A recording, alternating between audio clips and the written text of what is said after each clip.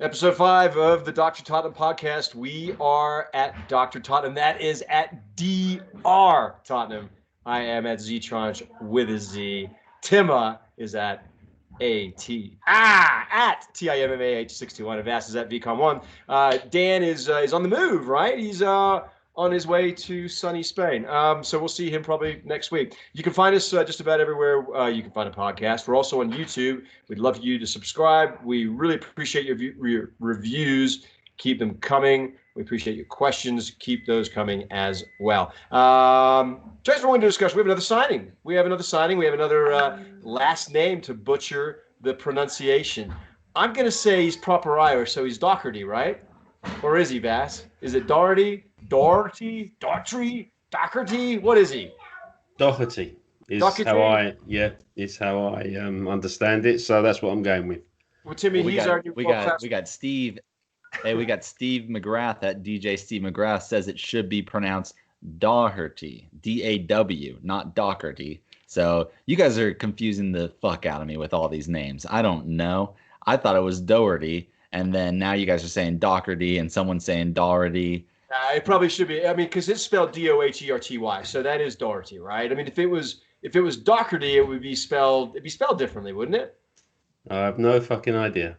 Why is it we get so fixated with the pronunciation of our players? It all started with Norwich, which there's a question about Norwich later, which we will ask. All right, so well, no, it's Norwich. I can say it now, Norwich. It's just like I'll pronounce his name however he wants his name to be pronounced. My question is this, Tim? Is he any good? Yeah, he's good. Why is he good? Yeah. Well, his biggest attribute, I think, is going to be his offensive contribution. He's played as a right wing back for Wolves. That's the format they play. I think he can transfer well to Mourinho style, where, as we've seen, we play a back four, but Aurier pushes forward and we transition into a back three defense with Davies laying back. The upgrade I think he has off of Aurier in offensive contribution is he's not going to just whip in an aimless cross.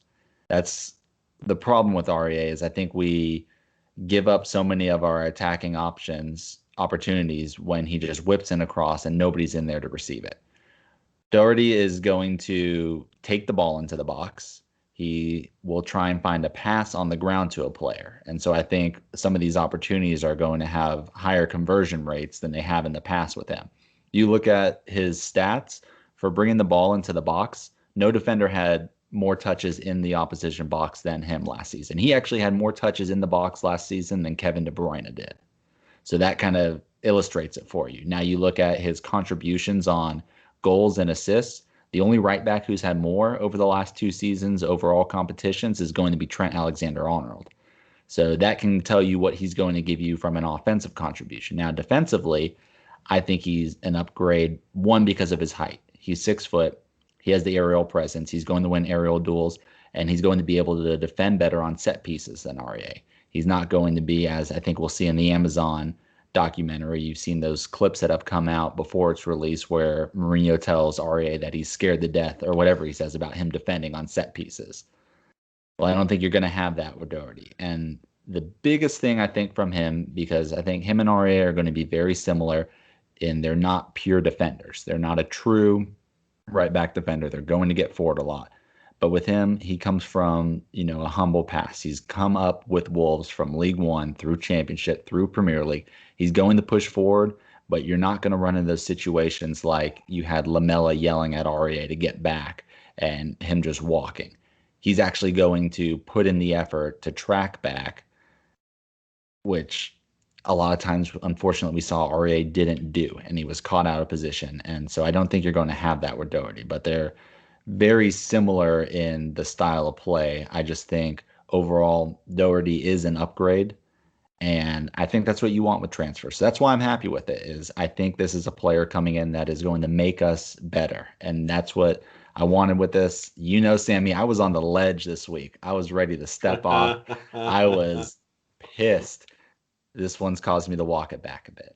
Yeah, you stepped over a little bit to my side of the fence. Vass, I mean, you've been relatively vocal about Aurier and the need for an upgrade. How do you feel about this transfer? Positive about it, definitely. Echo a lot of what Tim has just said.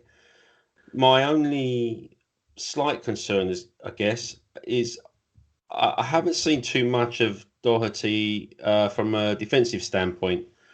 Obviously jumped on YouTube and had a look, see what he's like. But the thing is with these YouTube clips, it's crazy. People put up the best bits of certain players, Of and course I'm looking, yeah, and I'm looking at fullbacks, and I want to see how they defend. But all the clips are about how they attack and shoot and score, and I don't want to really see that. But I think with at Wolves, they were playing a slightly different system. They played either 3-5-2, or they were playing 3-4-3, and I think he was a lot more offensive minded. So where Timmy says that he's more inclined to sprint and get back more so than Aurier, I don't know. I mean, obviously I've got to see that. I want to see him from a defensive standpoint, but by all accounts, he's a definite upgrade on Aurier. Now, what this means for Aurier remains to be seen, and I'm sure we'll talk about that a little bit later. But on the whole, I think it's a good, positive signing for the team. Well, speaking of signing, the club did something really cheeky. I'm going to get to that in a minute. I defer to you two on matters of players like him. I think my only, surprise is, and we've talked about this a lot, fullbacks, there's not a surplus, right, of really good fullbacks across Europe. We've said that for really 2 seasons in a row. So it strikes me as either an extraordinary piece of business that we got him, relatively speaking, as cheaply as we did, or we've made a mistake. So my main question is how did we manage to get this player for less than 15 million pounds, Tim? Well, real quick on the did we make a mistake? I think the most telling thing on that is go jump on social media and see how fans of the club that you just signed him from are taking it. And what I'm seeing is Wolves fans are pissed about this. They're not happy that they only let him go for 13.4 million pounds when you see Ben Chilwell go for 50 million. They are pissed that he was able to go for so cheap, and they don't like him moving. He has been very good for them. So how were we able to get it so cheap? I think it was a lot down to the player wanting to come here for his move. And that's what we've seen with some of these moves. Pierre Højbjerg wanted to come here. And whether it's the draw from Mourinho or just the club and our new stadium and our training grounds, when a player kind of sets their mind on this is where I want to go and this is what I want to do with the next step of my career, when you're a player like Doherty who's gone up with them all the way through League One, they're not going to kind of sour that relationship. So they're going to eventually acquiesce and say, okay, you can move on. You're 28, so this is going to be our only time to sell you. But I don't really know how Levy was able to do it. I mean, 13.4 million, no add-ons, a homegrown player who had 3 years left on his contract. I don't know, Sammy. I don't know. Levy must have some pictures of the Wolves chairman stashed away in the safe somewhere.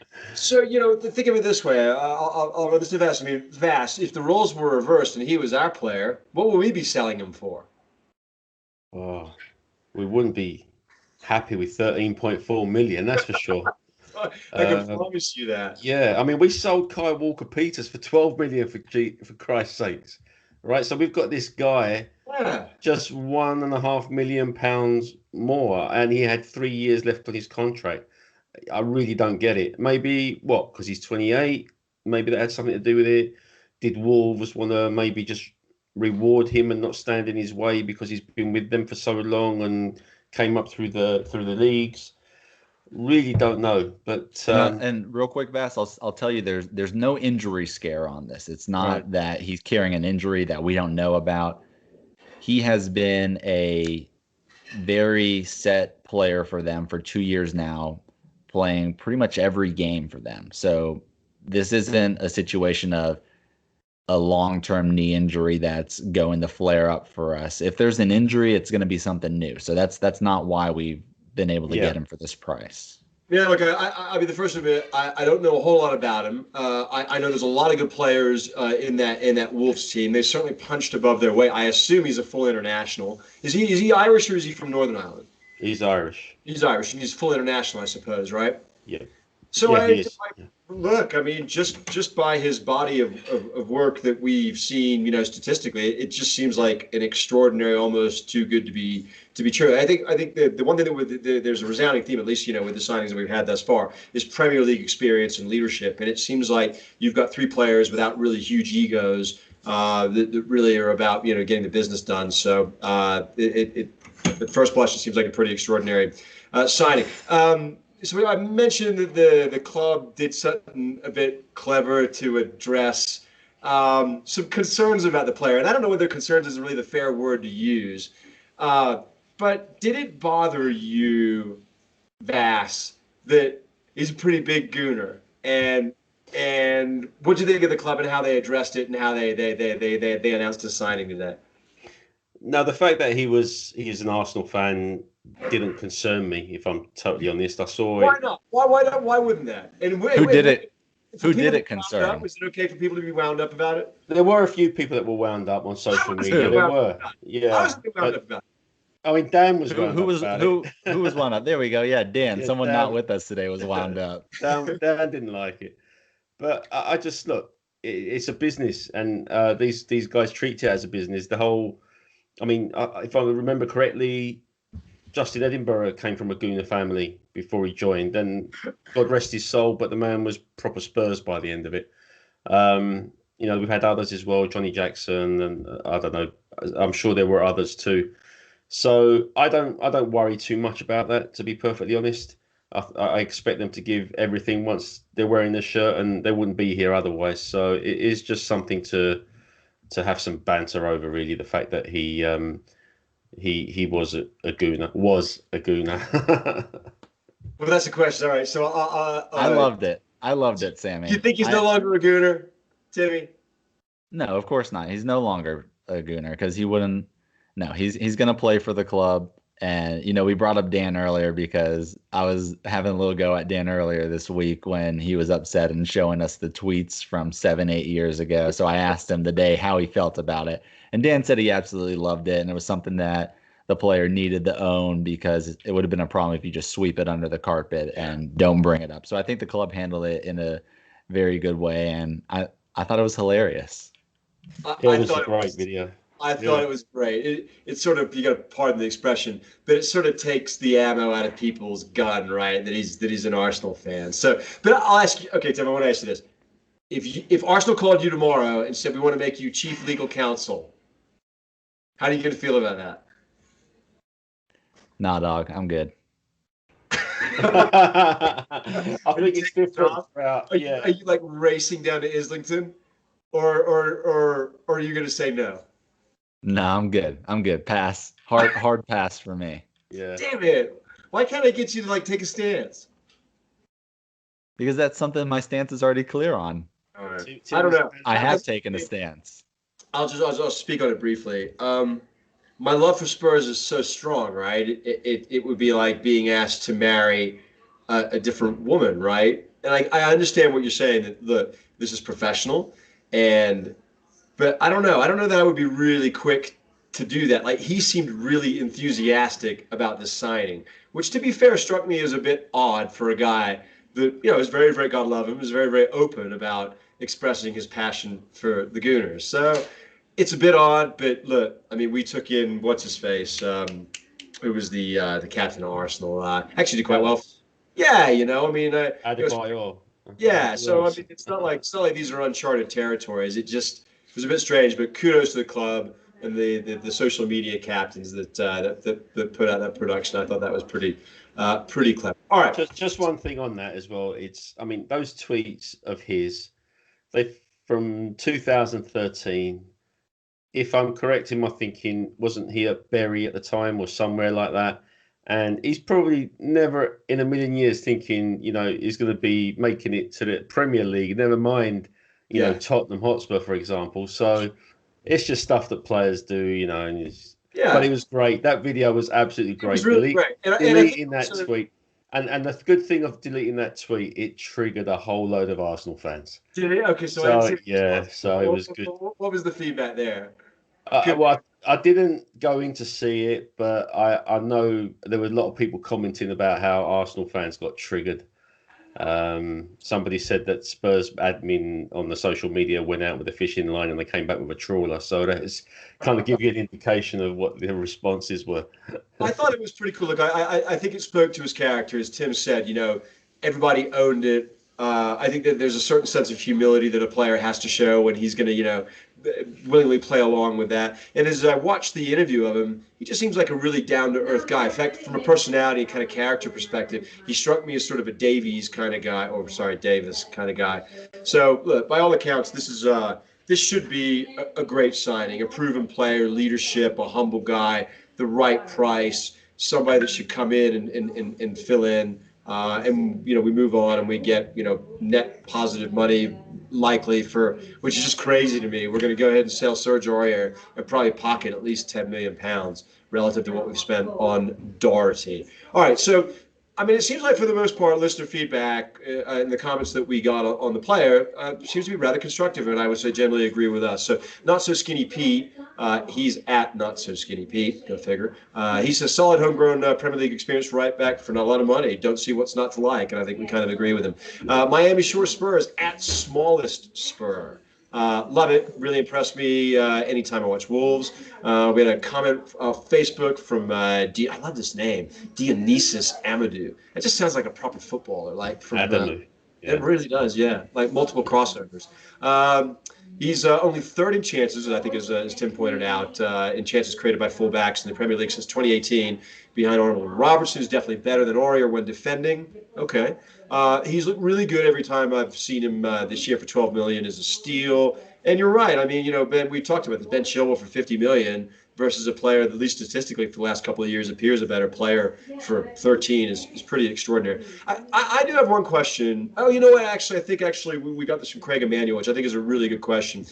He's at Crimble 123, and he says we've bought someone who's been playing right wing back rather than in a back four. Do you think this means a back three for Spurs, the continued use of lopsided fullbacks, or does this mean that Jose thinks he can convert Doherty into an orthodox right back? Tim, I'd love to just send this your way. What are your thoughts here?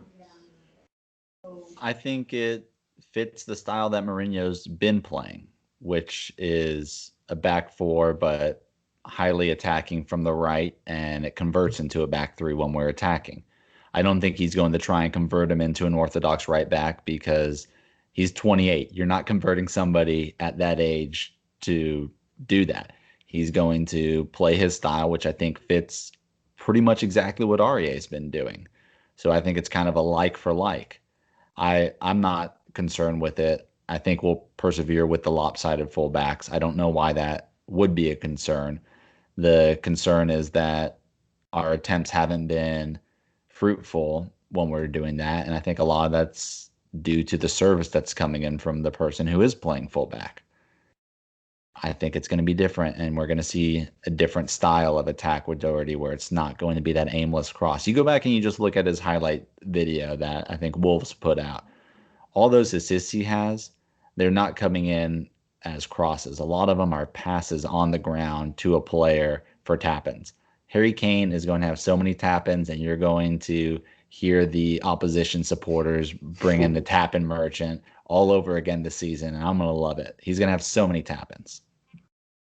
Well, God bless your words. We had an interesting comment, and it's a fair comment. It's the ultimate counterpoint to signing a player for as cheaply as it seems that we've signed him. Rohan at Dookie Singh at via Facebook, he says, Vass, tell me what you feel about this. So he says, if you pay 12 million pounds for a player, you're going to get exactly that, a 12 million pound rated footballer. And in today's market, a brilliant championship player or a bang average EPL player. What do you say to that comment? Well, I had a bit of a conversation with Rohan on Facebook about this because on the one hand, he's valuing the worth or the quality of a player by quoting his transfer fee price. And then on the other, he was trying to make a different point altogether. Now, the argument's flawed because we paid £5 million for Dele Alli, for example. Does that make him a crap championship player that's only worth £5 million? And on the flip side to that, we paid £30 million for somebody like Sissoko.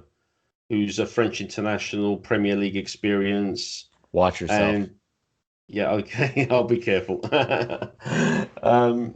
So the price tag has really nothing to do at all with what a player's worth to a particular team is.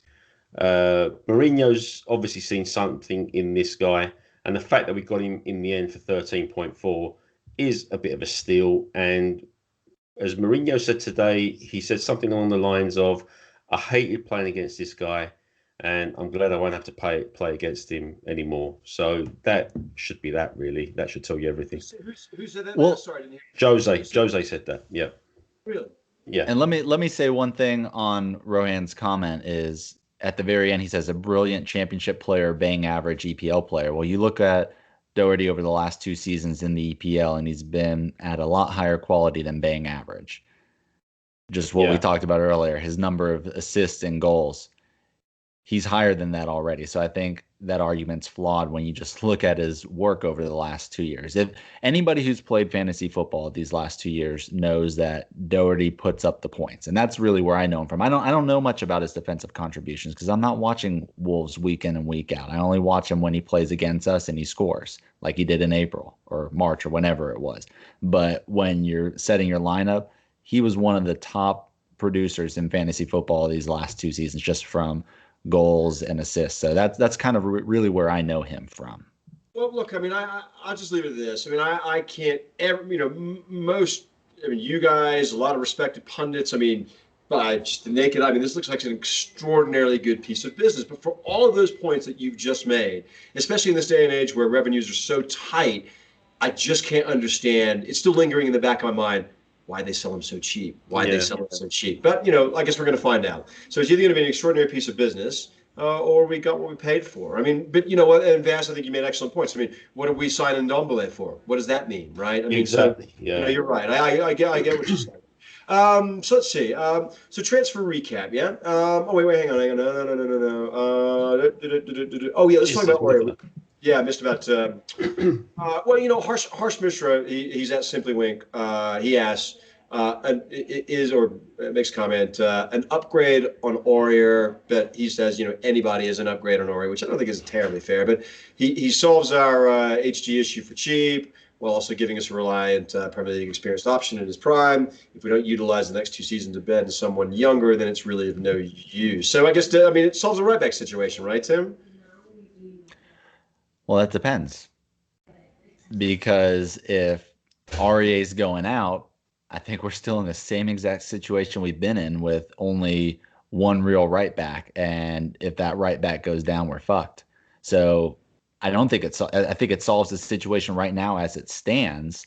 But if Aurier is moving out, then I'm a bit concerned with it. And I'm with Harsh Mishra saying if we don't utilize that over the next 2 seasons to bring in someone younger, then we're wasting this opportunity because Doherty is 28, but I think he'll give us a solid 2-3 seasons. And I think we really need to use that time to bring someone in. So the Aurier move, everyone's talking about it again now, saying this clears for him to go out. And the current recap of it is AC Milan's offered 15 million euros. We're supposedly holding out for 20 million. You have Monaco jumping in on it, Leverkusen jumping in on it. Supposedly he was talked about as part of a swap deal with Wolves, but it was rejected. I think it was Aurier who had rejected that. Or that's what the rumor is. Who knows if any of that shit's true, but that's kind of the recap of the rumors right now. And a lot of it is looking like Aurier is on his move out. Personally, what I would do is I'd keep them both.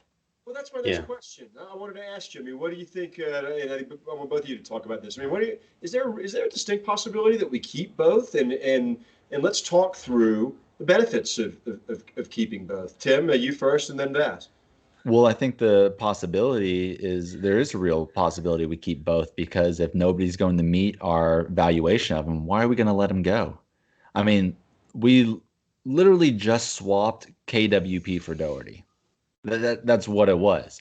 We don't have a need now that we have to recoup this fee or sell. It's not a large fee. We're not in a situation where we have to sell Aurier. And I think we're putting us in a bad spot if we do sell him and don't bring in somebody else. Yeah, I agree. I've always had at the back of my mind, to be honest, that sneaky feeling that we could end up just keeping Aurier and having them both. If there is a good bid for Aurier and the club decides to let him go, I can see us possibly. It will depend on the opposition when we play. I think the teams that we're supposed to essentially take the initiative and attack more, I can see Doherty playing in those games. And then perhaps in the games where we sit deeper, I don't know, maybe you'll get a Tanganga playing at right back or maybe even a Sissoko. I don't know. It's an option. It's not an ideal situation to be in, because if Aurier goes, then ideally we need to bring somebody else in. But I think we have options right now. But yeah, back in my mind, I'm a kind of sneaky feeling that Aurier might stay unless there's a really good offer for him. I think ultimately, I think he's going to go. I think somebody is going to meet the valuation that Levy sets on him, and if it is met, then I think he will leave. But if that's the situation, then I think we're back to square one, where we have a right back problem if we're only going into the season with one true right back. So if that happens, then that's where I would say, okay, well, here's the chance now where you do bring in Max Aarons, a really young player who's homegrown, who now has time to learn and come through while Doherty holds down the starting spot for the next 2 years, so that when he moves on, you have a Max Aarons with 2 years of improvement who's only 23. That's where I would like to see this go if we are selling Aurier. The strongest team that I think we put out, though, is keeping Aurier, and I don't think we really need to move him on. But if it's going to happen, and if the player wants to leave, which I think it's widely reported that he wanted to last summer, so it may not be any different now, then if he wants to leave, he's going to leave. But I think Levy is going to find the right valuation for him when you have so many clubs interested.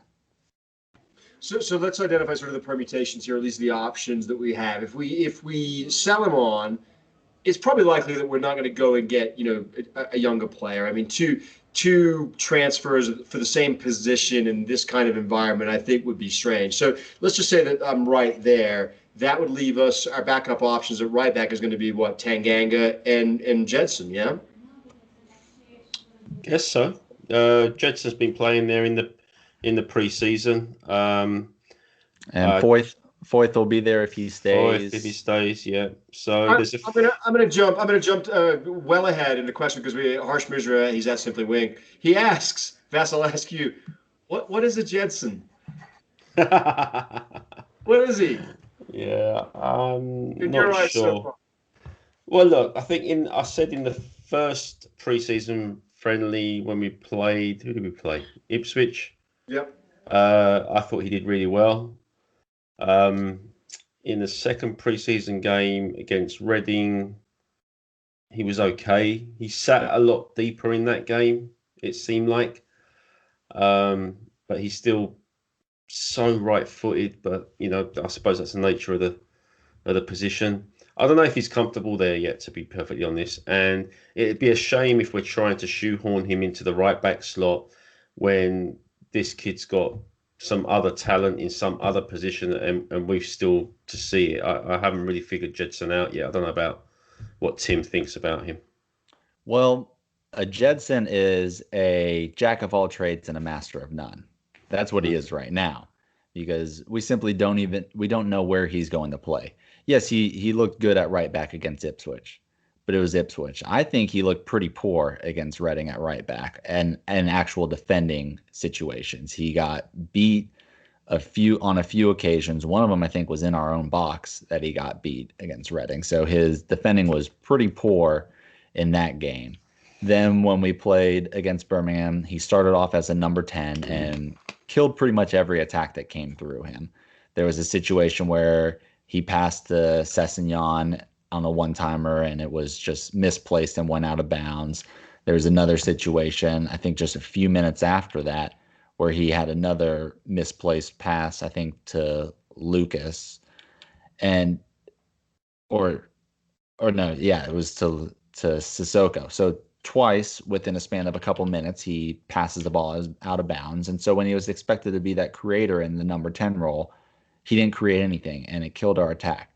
Then Dele comes in the second half. He moves to a deeper role, a deeper lying midfielder, and he did pretty pretty well in that. He wasn't expected to be that creator. He was starting the play moving forward, but not threading that final pass in. And he did all right in that position. I think ultimately that's where he's more suited. He's not a number 10. He's not a right back. And we're trying to force him in positions right now. And I just don't know if this is going to work out. We talked about it last week. I mean, he's got talent. He's a really raw player, but I don't think we're the ones who are going to persevere to bring forward that type of player when he's already taking up a foreign spot. I struggle to see this move working out. Not on the rundown, but I'm curious to get your thoughts here. I remember back when we had Rose and Davies on the left, and I think that competition made both those players better. I think I loved having a situation where if we had a big game coming up and one was injured, we still had a really, really good, competent alternative. It'd be nice to have that right back with both Aurier and Doherty. How prevalent is that kind of depth in the top four at defensive positions like that? Well, if you're looking at Liverpool, for example, who have the two outstanding fullbacks in the Premier League, I don't even know who their backups are. So, Klein, what was it? Klein and Milner? Is Klein even still there? Yeah, exactly. All right. Not anymore. Not anymore. He just left on a free. Right. But that's who it was. Yeah. So Klein and Milner, which really is a downgrade on both of those fullbacks. Manchester City, they got Walker on the one side. They've had issues over on the left back slot. I think teams struggle to have capable replacement, especially fullbacks. Man City have had issues defensively. Man United as well. I mean, if you take out Wan-Bissaka and Shaw on the other side, then again, I don't really know who comes in. Maybe a couple of kids. So, but you're right, Sam. It's good to have competition, and I think I said, might have been last week or during the week. I may have been talking to somebody, and I said that if anything, Aurier has maybe suffered because of a lack of competition on his side last season. We know that the man has some deficiencies in his game, but I don't subscribe to the fact that he's an actual waste of space, as a lot of fans seem to believe. But competition might make him better. Who knows? But yeah, you're right. We need competition in those positions, and I think we'll get them. Yeah, I wonder, ironically, whether the low fee that we paid for Doherty actually might prevent Aurier from getting sold. It might prevent us from achieving the valuation that I think Levy would like to have. And I think the end result, we might be much better off, to the net. So, Sammy, I got some questions for you. Come I'm on. gonna throw some things your way. What you got? It's about the business Levy's been doing. We have some listener comments. Not So Skinny Pete said Doherty and Højbjerg for half the price of Chilwell is good business. We got Yanni Joanitas saying, how do we sell KWP for almost the same amount as we buy Doherty? You got Matt Tedesco on Facebook saying Levy is doing incredible business this window. Højbjerg and Doherty are perfect signings. Hart makes all the sense in the world. I hope he's not finished. I mean, what are we seeing from Daniel Levy right now? How is he making these moves happen? And why is he now going after more older, proven players instead of that young French winger that he can try and flip for 4 times the fee? Yeah. Are you surprised by this Daniel Levy that we're seeing this summer? To a degree, because I think he's actually being influenced by a manager. I mean, I think these sort of experienced players that we've brought in thus far are a direct product of a manager saying, look, don't want kids, need leadership, need people with experience. I mean, I get the Højbjerg fee, right? A player essentially with a year left on his contract. There's no question that Doherty leaves me head scratching. I mean, I think we've been right. And I think we've been saying this for 2 seasons about, man, it's just not a lot of really good fullbacks. And they should be coming at a premium. We sold a great fullback for £50 million. Now, I get that was, in a different environment, but I still can't figure out why Wolves let a player go with 3 years on his contract, statistically one of the best in the league, for a pittance. So, yeah, I think it the other thing we haven't brought about Doherty is why weren't there other teams, because we're certainly not the only team that needs a fullback. Why wasn't anybody else in for him? And I'm not knocking this transfer. I'm really not. It's just that it just seems a bit out of character, out of context, relative to supply and demand. Doesn't seem like there's a lot of really good players at that position, and seemed like they could have gotten a good fee for him. So yeah, I think, let me get back to your question. I think it's pretty extraordinary what we did with Doherty. I think we were lucky in that, not lucky, but it boded well for us that we had a player that really wanted to come to us. I guess my question, to answer your question properly, how's he going to be on a larger scale signing? And I wonder whether there's one left for us in this window, and if it is, what position and who that might be. But yeah, by all accounts, I think he's done a pretty extraordinary job. And in hindsight, could be a gigantic piss take if we end up, performing well next season relative to what we've spent. There was Here's my golf analogy that I said I was going to make that's going to upset Vass because he doesn't want to hear golf talk. In the past, what Daniel Levy has been doing is you're on a par 5 and he's going for the green and 2. He's trying to make that big shot to have his eagle putt like he did with Ndombele. And unfortunately, it looks like with Ndombele, he put it in the water. And now he's taken a penalty stroke for it, and he's going to be lucky. He's going to 3-putt on that one. Yeah. What he's doing right now, though, is he's laying up on these par 5s, and he's still getting a green in regulation, laying up, hitting it on 3 with these more sensible Premier League proven older players, and he's just putting that in for that birdie. And that's what Levy's doing right now. You know what I think that's called in golf? I think that's called a blue plate special. I think he's just doing the blue plate special. He's just keeping it down the middle of the fairway, like you said, laying up and giving himself a chance to 2-putt. I think there's also some parallels to be drawn here, because we seem to be in Daniel Levy's comfort zone, much like we were when Poch took over and there was a bit of a rebuild needed. And our mate Dan Cole made a point on Twitter. I'm going to shout Dan out here, because he was saying that back then we bought Toby, Trippier, Wanyama from lesser clubs, and we were rebuilding at the time, so it was easier to improve that disjointed side. And then once we became second, third in the league, that's when we struggled when it came to transfers, because we either weren't willing to spend big, or nervous about spending big, or not really having the capacity and the know-how to spend big. And that's where we kind of struggled. But buying from the lesser teams is something that Daniel Levy tends to be quite good at, and we're seeing it again now. Yeah, maybe it's a little bit harder to discern value in the transfer market as you're becoming more successful and as you're sort of in the headlines more, and you're, really viewed as a real sort of consistent, top 4, top 3 team. You're right. Seems like this is he's operating more in his comfort zone. So blue plate special indeed. All right, so let's talk about backup striker. We got a question from an engineer. He is at Paul Grain 99. Backup striker. So we really think we'll get one, and who should it be? Addition, question, credits on this backup striker topic. The Mass Chef at Chef Resnick, David at Super Spurs 66, Jonathan Weber at Jonathan Weber 82, Eddie Gomez via Facebook. Vass, I'll give this to you. This is a bit of a head scratcher for me, so I'm really interested to hear both of your comments here. But Vass, you go. I'm not listening to you. Whatever you're putting in the chat. I'm going to defer to Tim, because I know he's done some work on this already. You're far away, Tim. Rundown on backup striker targets. Go on, Tim. Right. So I'll give us a rundown on who the targets are, who could be options based on contract situations. Then we'll let Vass pick 1 or 2 of them who he would like to go get. Players that have been linked, Diego Costa's a new link. There's ridiculous rumors. Luis Suarez, Gonzalo Higuain. You got Josh King, Colin Wilson. You got to look at this situation on where is Levy going to make a move, because we're not going to spend a shit ton of money on a backup striker. So whose contracts are ending in 2021? Who is entering the last 12 months? Well, Josh King is entering the last 12 months. Diego Costa is entering the last 12 months. Luis Suarez, Gonzalo Higuain, Arduiz Milik. Then you got Benteke, Dwight Gale, Mikel Antonio, Giroud, Troy Deeney, Jay Rodriguez. Those are players entering the last 12 months of their contract.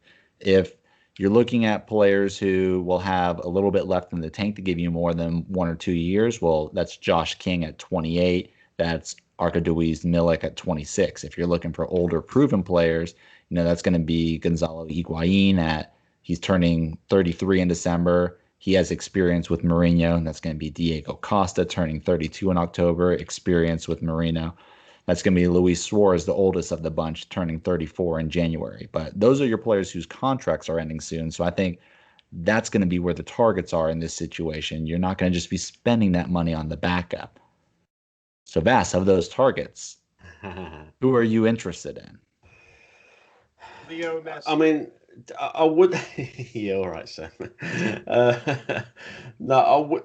No, Diego Costa, just keep him out the door. I'm not interested in turning the club into. Really? Why So not? we have. He's like, I know, on my list. I know he's a bit of a nasty prick. bastard. We He's need a nasty bastards. He's a nasty bastard, yeah, but he's just like too much of Chelsea. Mourinho's enough, man. You don't need Diego Costa as well, surely. Come on. Suarez, he's just carrying too much lard around the middle right now. I don't think he's as fast as he used to be. I'll just stick with Josh King, possibly. Maybe Errol's J. Rodriguez. I mean, that was an interesting shout, Timmy. I think he's 32. Is he? He's up there as well, but he's got the knee history, multiple knee history. Yeah, he had a decent season last season, though. I think, didn't he? Or am I mistaken? No, I might be thinking of Danny Ings, actually. Yeah, he may have banged some goals, but yeah, look, there's no one there that inspires me. Milik, I saw him play. Is he Polish? I can't remember now. I saw him play in one of the tournaments previously. I wasn't that impressed with him. I don't watch too much of him in Italy. So, yeah, I'm not enamored by any of those, if I'm totally honest with you. What about like a Mario Mandzukic or even an Edson Cavani? They don't make that list, Tim? I think Cavani already made his move. Benfica, I'd heard, yeah. I'd heard that was moving towards, there was a transfer, him moving towards there. For me, I mean, I like Josh King. Well, you got to look at it. Are they available? Cavani, I don't think is available. Mandzukic, I don't know what his availability is right now. I'm looking at players who are going to be available for a good fee. And wages. I think that's the other issue, right? I mean, wages, yeah. Josh King, though, for me is a good shout. 28 years old. You're going to get a couple more years from him. He would be okay being he's a player who's not going to be in a situation where he's big-headed, going to want to start. He's going to be okay making the move, staying up in the Premier League after Bournemouth is relegated and playing behind Harry Kane. 28 years old. But you look at him, he's going to offer you that versatility. That's the difference between him and Callum Wilson, both Bournemouth players. Is one, Callum Wilson's contract runs through 2023. It's going to be a lot harder to get him than it is Josh King, who has 12 months left. But Callum Wilson's only played as a center forward. Josh King plays as a center forward. He's played on the left wing. His primary position, though, is a secondary striker. And so if you're looking at someone who can fill in for Kane if needed, but also complement him, I think Josh King is the one to do that. He's also, last season wasn't that great for him, but over the last 2 years, I think it's 18 goals and 7 assists or something like that. So not bad numbers for a backup. Josh King would be the one to go for, but man, these Diego Costa rumors, that's kind of got me a little excited. We got Lindsay Barber on Facebook says thoughts on Diego Costa rumors. I mean, I'd bring him in. Oh. You hear what Mourinho's talking about is, you guys are a bunch of nice guys. Well, he doesn't want nice guys. He wants intelligent cunts. Well, who is the person who epitomizes a cunt? It's Diego Costa. And yeah, and I hate him, but I would love it if he's here. And he's a player who has Premier League experience. He is surplus to requirements at Atletico. They are going to get rid of him because they're just carrying too much at that position. And he's all right with his age. He's turning 32. I think you can get another year or two after him. But if you can make that work, I mean, I would welcome it. But Higuain, Costa, Suarez, the reason those three excite me bringing them in as a backup is we're talking about mentality. Changing that mentality. They're players who have won something. Yeah, could not agree with you more. I think with all of those, kind of more bigger name players that were mentioned on that list, I think it's just going to be wages that will be the stumbling block. Although I will say this about Costa, is I'm not sure what his relationship with Mourinho is like. I do remember one time on the touchline he was substituted. Wasn't happy about it. I think he threw something at him. So I, I don't know. I don't know whether that's a relationship that's positive or if it's unhealthy. Could it be repaired? But I absolutely agree with you. I mean, I think a signing like that goes along the line of the kind of players that we've been signing, sort of changing that personality and the character of You the know, squad. if wages aren't that big of an issue, Higuain could be a good shout for Yeah, I think this. so too. I think so too. Pirlo has already said he's not in his plans. He is moving on. That player is available. Yep. Yep. Um, let's kind of wrap up preseason. We had 3 matches. I think we've had enough to kind of make some opinions on things. Let's see what we want to talk about here. Tactics. I think that's one thing that we should touch on. We got a question from Zach. He is at Raider_Z. Is Mourinho adjusting his style to a more pressing style, Tim?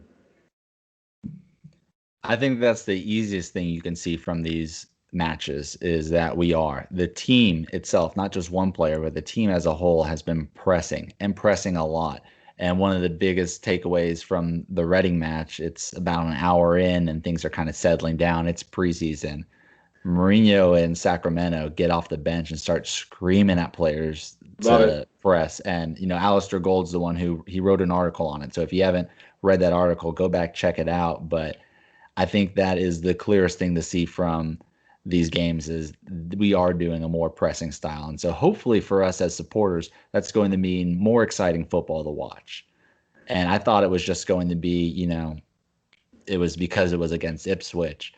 But you've seen it in all 3 games. It's clear that is a tactic we are working on. And I'm excited for it, getting back to some of the old ways. Maybe it was the situation of last season was damage control. He's coming in the middle of the season. It's okay, let's just see this out and see what we can salvage, and then we'll put in some changes in the summer. But this is the clearest change that you can see from all these games. This is the most glaring thing that just sticks out and hits you in the face is we are pressing as a team high up the pitch, and it's resulted in a few goals now. First game, it resulted in that goal where Højbjerg won it. This last game, or 2 games ago, it resulted in the goal between Dele and Lucas, where Dele had that just cheeky lob over the keeper. Well, that was resulted from pressing in their own third. So I'm loving it. Yeah, no, I agree too. I don't know that we're going to be, truly be able to be identified as a pressing team, but I think you have to have that in your locker. And I think you make a great point there. I think much of maybe what Mourinho was doing in retrospect was sort of just the path of least resistance, right? As opposed to trying something that was, kind of transformational. And look real quick. We're not going to do that against Manchester City. We're not going to do that against Liverpool, against United. Those Chelsea, you're not going to do that against those teams. But, the other 2/3 of your Premier League fixtures, we could do it. So Vass, I'll ask you this. I mean, we've had 3 matches. Who have you been the most impressed with, and who have you been the least? Probably most impressed with Højbjerg. I mean, he's just brought something into the midfield that we obviously needed. Yeah, he's a good pointer. You love a pointer, don't you, Sam? Yeah. Go on, answer the question. Yeah. So he's obviously seeing him at first hand is impressed me. Least impressed, I don't know. It's hard when it's a friendly. I can't say anyone has. Jack Clark has looked a little. There we go. We were all waiting for it. Yeah, Jack Clark has looked, and I feel sorry for the guy because it'd be nice to see him do well. I know Timmy's been rather down on him, although a couple of people have commented. Beard for one, at JPF 920, he said, "Why the Jack Clark hate? The kid is really working hard. May have found something here. He needs a season first team training," but Timmy disagrees. Break his heart. We didn't find anything there. No, I think we all. It's rare that collectively all of us agree Jack Clark does not look the part for now. And look, for now, yeah. Look, I'm out on him because he just lost possession too many Every times in their time. box. Oh He my killed God. our attack. He wasn't able to take a defender on He was a 1v1. lightweight. He was a He lightweight. was lightweight. He was easily pushed off the ball. It's just clear that he's nowhere near the level as our other options. He's not going to win minutes over Son, Deli, Lucas, Bergwijn, Lamela, Lo Celso, Sessegnon, the players that he is competing with at that spot. He is not going to take minutes away from them. He needs Yeah. to go out on the loan. Maybe it improves him, but now I'm thinking just alone with an option to buy. I just don't see this happening. And to answer, Miami Shores Spurs question at Small Spurs, Jack Clark a bust. My opinion is he is. And maybe I'm being harsh, but I think we're at a different level and he is really young. He could improve, but what he's showing right now against, Ipswich, Reading, Birmingham, I wanted to see more in these preseason games, and you just did not take your opportunity. Yeah, he's not going to be developed at Spurs, at least for the here and now. Cheeky question from Hotspur 1882. He's at it's Hotspur 1882. Knee-jerk reaction. It's going to be Lamela's year. Vash, you and I agree. That was a really lovely free kick that he scored from the other day. It was a good free kick. Is this finally? How long's Lamela's been here? About what? He's been here about 26 years now. You reckon this is finally going to be his year? Where he puts it all together. By the way, he had a kid. He had a second kid. He did. Which, by the way, Congratulations. What was up with that photo? That was a pretty intimate photo he was sharing on Instagram. Like, he took a picture of his wife, like almost like giving labor, I thought. I didn't see that. I missed it. Yeah. What do you think about Lamela for this year? Well, look, we say that every year with Lamela, don't we? This is going to be his year. He's stuck around. He's outlived the rest of the Magnificent Seven, much to a lot of Spurs fans' dismay, I think, from reading what people say about him. The guy is clearly talented. He starts off every season really well. Then he gets his mandatory injury. He's out for a while. He tries to come back in. I thought Lamela would be Mourinho's kind of guy. Tough, a nasty cunt, as he says. But I don't know, like Tim said earlier, maybe we were just looking to get through to the end of the season before Lamela was kind of in and out. So it remains to be seen if this is going to be his season. I mean, quite frankly, I felt that it might be coming to that point where the club might be looking to move him on now. But no, I think he's going to be part of the squad, and we'll see. We'll see what happens. Tim? He plays a role like he is through and through Tottenham. Your kid's just born and you post a photo watching a preseason friendly with your newborn child. Like, he is through and through. You're a squad player and he's okay with that. And I'm okay with that. He is a very, very solid squad player. He comes in, he does a job. He's going to put in a defensive effort. He's going to up the tempo of a match if it's down. So I'm 100% in on Lamela, but I don't think it's going to be his year. We had St. Laurent Joe at Joey Davis _13 wants to know which players will surprise us both in a good and a bad way. And the player whose year it's going to be, I'm going to say this, it's going to be Lucas's year. This is going to be Lucas's year. You see, at Apocalypto Doctor, listen, I'm with you on this one. This is Lucas's year. You see this effort that he's putting in, his contributions on goals in these preseason matches. I think Mourinho's going to rely on him. I think he's going to have a very big year for us. And I think, unfortunately, it's going to keep Stevie B out of a lot of starting lineups, and people are going to be upset with it. But I think Lucas is going to have a big year. So I'll say this about Lamela. If he just has an injury-free year, I think he has a very good year, number one. I think Lucas is certainly, I mean, if there's one thing that you can point to Jose and doing a great job of is getting something out of Lucas, and particularly Lucas playing with Harry Kane. So I'm with you there. But man, I mean, watching the last game yesterday, it shows me Stevie B is a fantastic player. And so the one thing that just kind of concerns me about Lucas getting a greater role is Bergwijn not playing as great of a role as I should. I mean, every time I watch him, he just seems like a really good. I mean, not only skillful in his position, but a thoughtful player, moves well, is fast, passes extremely well. He had a number of just pinpoint crossfield, clever, forward-moving passes yesterday. I'd like to see that in our lineup more. But to your point, Tim, I'm not sure how that happens because Mourinho seems to, by all accounts, favor Lucas. And don't take that as me saying that I don't want Bergwijn in there, because I think he's a very solid player. I think Lucas is going to have a big year for us, and I think it's going to keep some other solid players out of the starting lineup. I think it's going to be tough to win the spot back from him because, like Sam said, Mourinho likes him, trusts him, he puts in that effort, and he's on a very solid run, ending the season and right now. So I think he's going to surprise us in a good way. Now, players that I think might surprise us in a bad way, I think Harry Winks. I think he's going to have trouble finding consistency and winning a starting spot with Højbjerg coming in.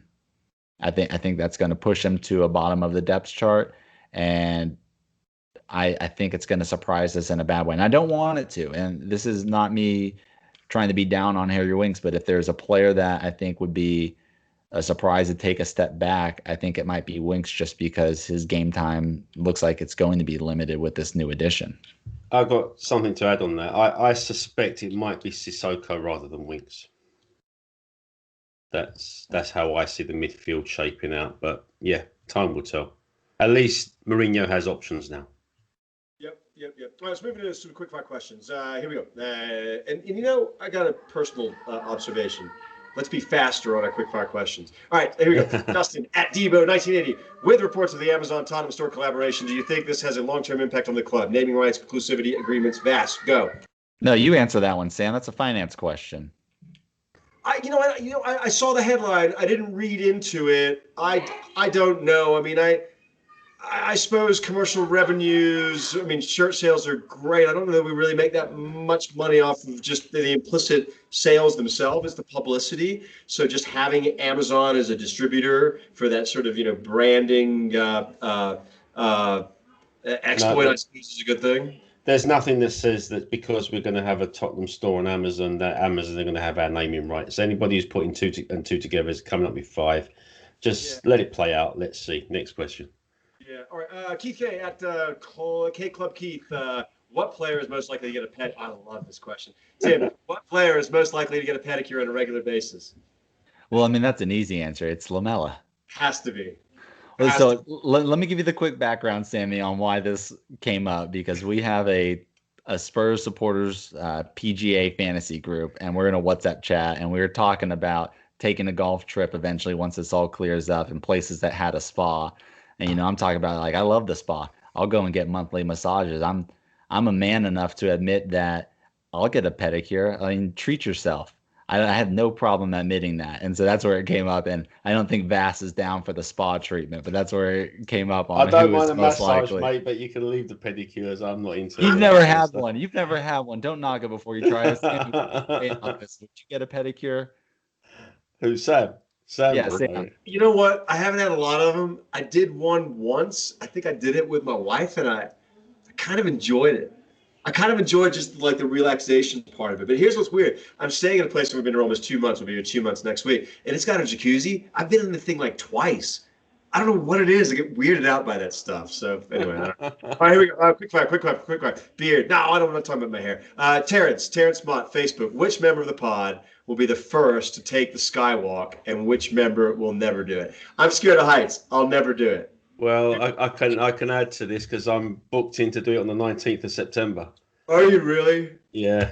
Such an Enoch Daniel Levy fan. Listen, no, I did have a choice, but one of my son Kiri got it for my other son Andy's birthday present. Yeah. So obviously Kiri has to go, and they got me to go. So we're all 3 of us going to be going up there on the 19th of September. So I'll tell you what it's all about. I'll probably shit myself, but it looks terrifying. So is that before and after a game? Is it in conjunction with? No, it's after. No. It's just on a weekend when Spurs are playing away. Yeah. Okay, so you're going down there just for that, yeah? Yeah. So Tim, would you do that? I don't know. I'm not really into the heights. I ran with the Bulls, but that's me in control of my body. Heights, potential of falling. I'm kind of out on that. Yeah, I'm not I will great say with this height. though, it has to be safe. It has to be terribly, terribly safe. There's no way that, from a liability perspective, the club would ever let that happen if it wasn't safe. But it looks frightening. I'd shit myself. Okay, what have we got? Let's talk about Ndombele. He's tested positive for COVID, and I just can't understand. That's bullshit. I reckon that's just All right, go on. Why do you reckon that's bullshit? they're just keeping him away from the club. It's just There's no way. There's so many different excuses they could use to keep. Well, him hold away. on. Why would you do that? Hold on, real quick. The COVID test didn't come out for why he's not playing preseason for us. That's why he didn't get called up for international duty. So this isn't anything with the club putting it out as a reason why he's away. This is the French national team for why he didn't go. For COVID, and France is saying he's not in this. He's not going to play for us. Period. He's got COVID. look. I think the club want him out. And if we can recoup some of the money, then he'll be gone. Hurts me to say it because I was one of those many Spurs fans that wanted Ndombele signed. We were all over the moon when we got him, but it seems as though this is deep rooted now. I've heard that he didn't report back when he should have reported back, and as a result, he had to quarantine when he did come back from France because the rules had changed by that point, and it's kind of scuppered his pre-season preparation. So if that is true, then that's on him because he should have reported back when he was supposed to report back, and then he wouldn't have got caught up in this quarantining thing because the rules hadn't changed at that point. So there's something going on, and You guys and your double standards. It's okay for Harry Kane to have to quarantine because he didn't come back in time, but Dele goes on vacation. It's not cool. And Ndombele goes on vacation. It's not cool. That's two different things. You're conflating here. Yeah, There's a difference between quarantining and a difference between a player testing positive for COVID. No. This is not the issue. Sorry, Sam, to interrupt. Harry Kane wasn't supposed to come back earlier than he did. He was just unfortunate that the rules changed in that time. And Ndombele was supposed to report back, I think, on the 15th of August. Yeah, where's your ITK, Vass? Who are you getting this from? I'm not telling you. Yeah, it's bullshit. You're making shit up. But Tim, I want to ask you this, Tim. Does it make him any less of a professional that he contracted the virus? No. No, that can't be helped, can it? I mean, anyone can contract it. I mean, it could be anywhere, couldn't it? All right. Well, then, so what they're saying? No, but real quick, you look at there is some reports coming out that he is not the only one in our club that has it. There are reports that other players have it. I don't know who. I have no clue. But he's not the only person reported. It's just the French national team or L'Equipe has come out and said that he has it, and that's why he's not going on international duty. I just keep on coming back to sort of one stance as it relates to him. I know it's been a year, but it's been a tumultuous year for lots of reasons, for lots of people. And I just don't think that you give up on a record signing. Tim, you've alluded that you've mentioned this, that it really doesn't make any sense to rip the cord on him now unless somebody's just got an absolute hard on for him and wants to give us a fee that's going to allow us to recoup, much, if not all of what we've spent.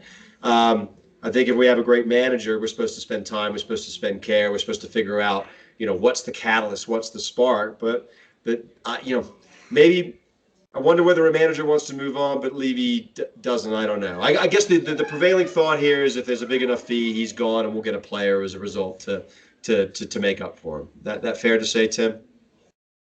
Yeah, I mean, if the manager's not going to use him, if Mourinho doesn't see him in his plans and somebody's offering somewhere close to what we paid for him, he's gone. Because I would rather, have the funds to spend on somebody who's going to contribute to the team this next season and actually play. And whether that's down to Ndombele or Mourinho not wanting to play him, I think that's irrespective on the point I'm trying to make. It's, are you going to contribute or not, regardless of whatever the reasoning behind it is. And if you're not, then might as well bring someone in who's going to contribute. And he's not going to contribute at least at the beginning of the season now. We know that. Well, he hasn't had the preseason, so how can he? Right, I understand that, and I think that to me that's just the bitter disappointment of it all. Is that okay? We can, I was kind of hoping, well, we'll just forget about, we'll give him a pass for last season, and we'll hit the ground running, in 2020, and we're not. We're actually we're farther behind the eight ball, if you will, with him now with a COVID scare, and he's a month away from playing at the very least, and that's disappointing. Yeah. All right. Vass. Oh, we got a section Vass YouTube scouting targets. This is exciting. Big White Hart Lane, Spurs last minute. Thoughts in, and Tim, I should ask you how I pronounce his name. Is it Reguilon to Spurs? Also appreciate a Vass YouTube scouting report. I did do a scouting report on Reguilon, or whatever his name is. Yeah. I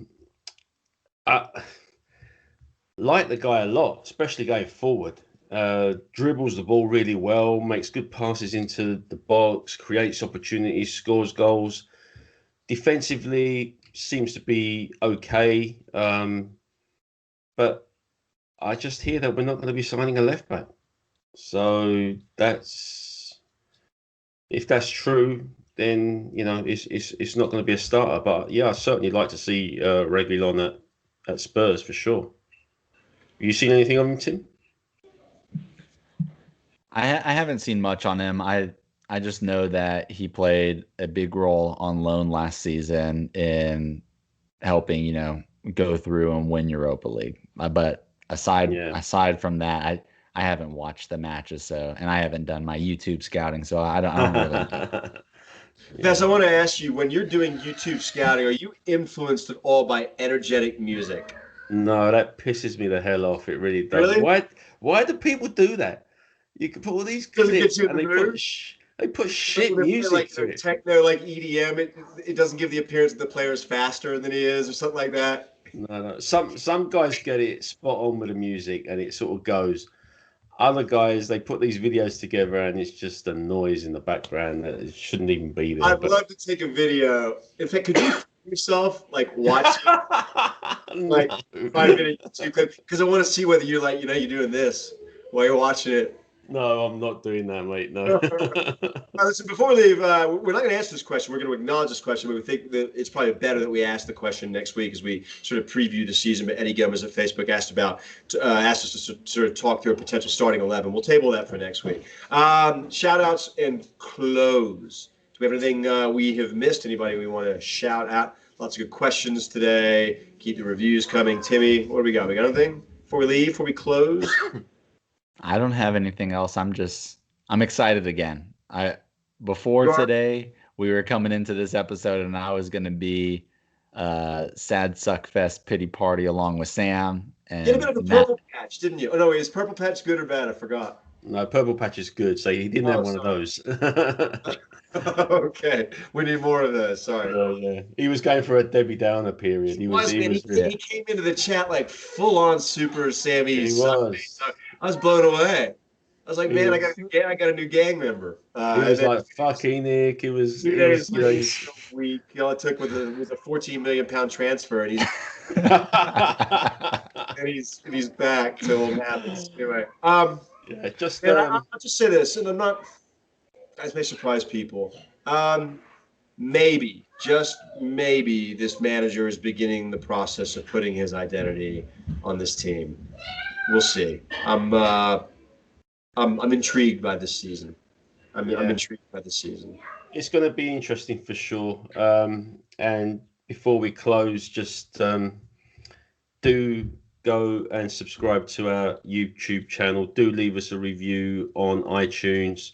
Tell your friends about the pod. I'm not sure if the intro recorded as it should have done. Hopefully it did. But it's thanks for listening and staying with us to the end of the program. Before we leave, I want to give a shout out to Tim's new hat. Tim, lean into the mic because that's a pretty sweet hat. Look at those palm trees. What's the cross for? They're golf clubs, I think. Oh, okay. That's really nice. I think it's highly ironic that the guy that looks like Brooks Koepka wears Ricky Fowler gear. We'll talk about it in another pod. Come on, Spurs. All right.